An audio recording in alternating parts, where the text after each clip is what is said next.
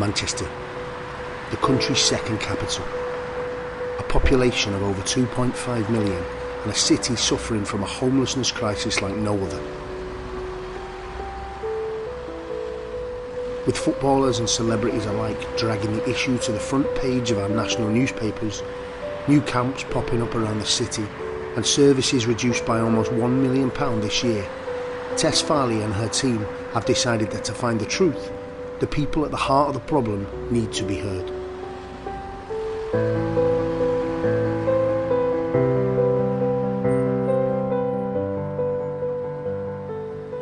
Over the Christmas period, Tess has been out on the streets meeting those suffering from homelessness, those groups trying to help, and those people from Manchester who feel that simply waiting for a solution is no longer an option. We are out with Anon Street Team. Here are these guys here, and also some more guys that have gone down that way. So these guys come out every week, and they, as you can see, they've got loads of stuff. They've got chili con carne, which has been cooked, and they've got sleeping bags, blankets, and clothes. They take this stuff out every week on a Thursday, and also other nights of the week in different cities. They do Liverpool on a Sunday night, Blackburn, Sheffield, Gabe was saying, so we're going to help them tonight, and we're going to see who we meet and what happens.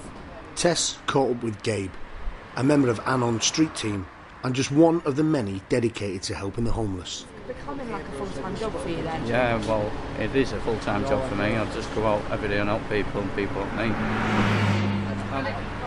About a year and a half ago, I lost my girlfriend and my son. They didn't die. It was a really tricky situation we were in, and my mum stopped us from seeing each other.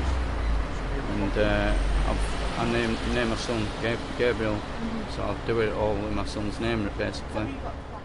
Every Thursday, Gabe and the street team ask volunteers to help distribute the clothes and food on the streets of Manchester. I expected, to be honest, a bit of hostility, you know what I mean? But no, they're so grateful. Anything, they're grateful for anything. It's amazed me, and I definitely will be coming out again, definitely. You never meet such nice people out here either. You know, they'll never take more than what they need off you, and it's always thank you, and if it's the ladies, yes miss, and thanks miss. It's unbelievable really, because you get a bit of a bad name, don't you, and it's not all warranted really. There's a lot more love and energy coming into the city. You feel it when you come in.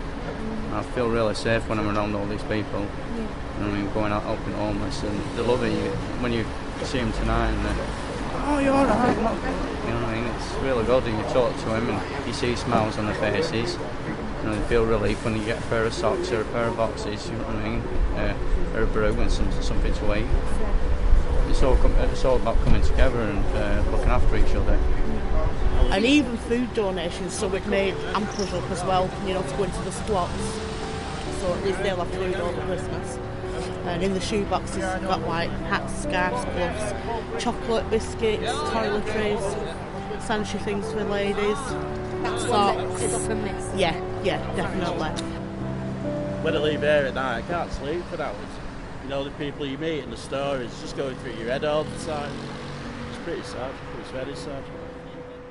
As well as speaking to the people helping, out from under are gathering the stories of those who have found themselves living on the streets and those fighting to get by in any way they can. The stories from the streets without the media spin. Who's affected, how they're affected, and what they feel needs to be done to make it right. My thing is, I'm out here, my partner's with me, my wife's with me, and that's, she's on the streets as well. Yeah, then that's like really hard for me being a male to deal with, you know, but there's not a lot. We were on the site next to the McDonald's the hotel. Yeah. We had a site there with about 20 of us there on tents, but we've had the council come down and the police. They were all right at first, and they've come and they've offered us help, and we've gone and filled out all the forms, and we're on waiting lists and what have you, but they've started coming round and saying, getting rid of the tents and stuff like that. So at the moment, I'm actually in a squat. Basically said, well, I can't stay at my father's. because my dad got custody of my little lad. Well, of his Your little, lad. his little lad. I've got violence on my record. Used to be an alcoholic. That's why he's got custody. No, you can't stay there. So that's it, out on the streets. Because you're not priority, right? Because Yeah. how old are you? 27. 27, and you've got no attachments or anything like that. So that's it then. Pretty much, yeah. Okay. And have you found that you've had much support since you've been on the streets? Yeah. You have? From this lot? People like themselves, around and that, yeah. That's good. But what about from like social services, council? Nothing. Idiots, aren't there? I'm from the Irish travelling community. Yeah. Gives a kiss. Aww. Taste him. That's a God's blessing. What did you taste it like? Nice. Me and the wife have been in there for 3 nights now, and it's such a blessing because we were in the tent, but with this weather, you get wet. It's not as if the next day you can dry your clothes out because it's raining anyway, and then your tent gets wet, your quilts are wet and damp. So being I know it's only a squat, but to us it's a big thing, you know. At least we know now that we'll get Christmas out of it. I went into him, yeah, right, to get this assessment done, right. They turned round and said to me, they said, you're no priority. I went, what do you mean I'm no priority? They told me this for the 4th time now, I'm no priority, right. So 9 months down the line, here still, no priority. So you've been on the street for 9 months? Yeah, you know what I mean, 9 months down the line, still no priority. Right, okay then, love. First when I come to Manchester, I was on the streets for nearly 12 and a half months. They told me because I had no connections in Manchester, they wouldn't be able to help me. I'm from Ireland. I've been to Northern Ireland. They helped me. I was running away from home when I was a 15-year-old lad. You did? Yeah, my mum passed away. Yes, I made it to London. So your mum London died? could help me. Birmingham could help me. Bournemouth could help me. All those council authorities could help me. But the very minute I come to Manchester, they couldn't. I got into a fight, got arrested, and got a 2-year prison sentence. And the tenants in the flat, the tenancy was in my name, so obviously the rent got stopped. My partner got evicted, and they've not been able to recover. So I get out of jail with £47, nowhere to live. You know, I get out and they say go to the council. I've done all that.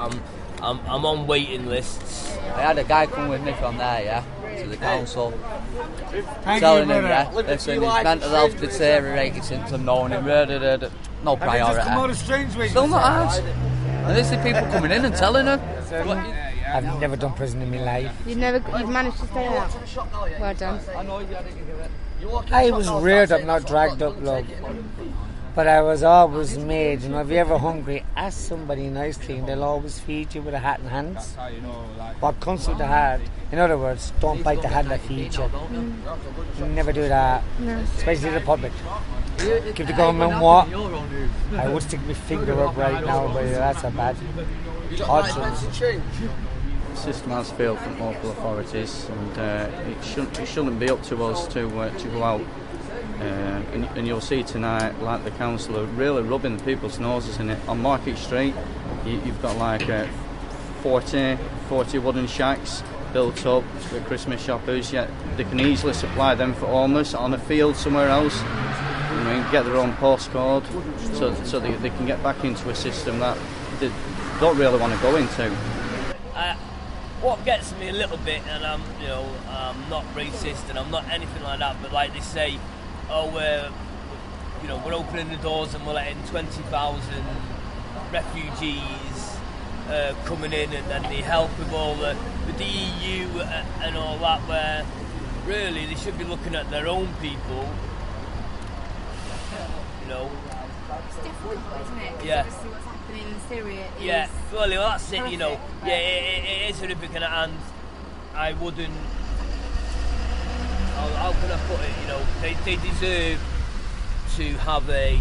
I've got a light here, thank you. They deserve to, they deserve to get away from where they are and have a fresh start themselves, But I'm sure there's enough money in the pot. It doesn't even need money. There's so many empty places and stuff like that they could quite easily deal with the problems.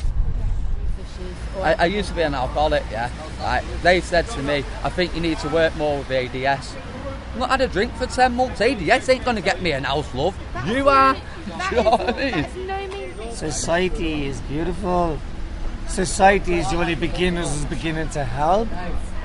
People are getting into their own cars, using their own kitchens, buying their own supplies to come and feed the homeless. What's the government doing? They're borrowing so much money and giving out so much shit to other countries, excuse my language, even though they're in need. Even though they're in need for it. Protect your own before you can protect others. That's what I'm trying to say, but you know what? Like I said, David Cameron comes in a helicopter and he goes out like a fucking stingy bee. But he's not listening, he's stung already. He's tongue-tied, that's how stung he is. He cannot speak the right from the wrong. Take a homeless man. Take me to Westminster and I shot him. And it's really nice when we do get to them. It's so rewarding. You can't get to sleep when you get home. Like 6 o'clock and just so much energy and everything that you do. And you'll probably feel it yourself tonight. The way I see it is, I can't get any lower than I am now, can I? So the only place I can go now is up. I've got to be like that because if I don't be positive, then I'm gonna end up getting used to this, and then I'm not going to go anywhere. I've been a worker most of my life, so it's pretty hard. It's hard for me to sit here now and beg money because I've always made my own way in life. I've never asked for handouts. I've always gone out and earned what I needed to earn. I think that's half the time. That's a male thing, so. It's pretty hard, but I'm hopeful